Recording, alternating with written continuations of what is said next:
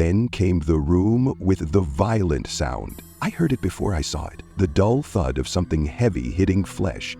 The sickening sound of bones breaking. My stomach churned as I peered through the peephole. A man stood over a woman's lifeless body, his chest heaving, his face twisted in rage. Blood stained the floor and walls. The woman's eyes stared blankly at the ceiling. I wanted to scream, to call the police, to do anything. I couldn't move. I was frozen, my hand trembling against the wall. The man towered over her, breathing heavily. Then he looked up, right at the wall, right at me. His lips curled into a smile. I stumbled back, my heart racing. What the hell was this place? Who had made this passage? Was I the only one who knew about it? My mind was a blur of questions, but before I could turn and run, I saw another door. This one was different. Light shone underneath it, spilling into the dark hallway. It beckoned me, just like the hole had. I approached, my breath shallow, and pressed my eye to the peephole.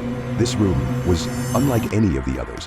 The walls were lined with mirrors, lights framing each one like a backstage dressing room.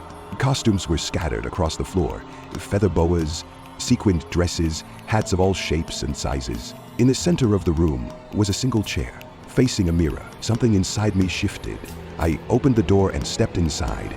The air was different here, warmer, somehow inviting. There was a large, ornate mirror with lights around the edges, like something you'd see in a dressing room. Clothes were scattered everywhere, old costumes, hats, masks. It looked like a movie set. My breathing slowed. This place, it felt familiar.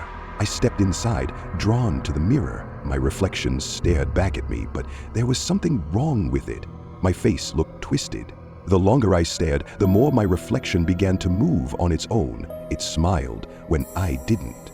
It tilted its head, eyes narrowing, like it knew. I bolted back into my apartment, heart pounding against my ribcage.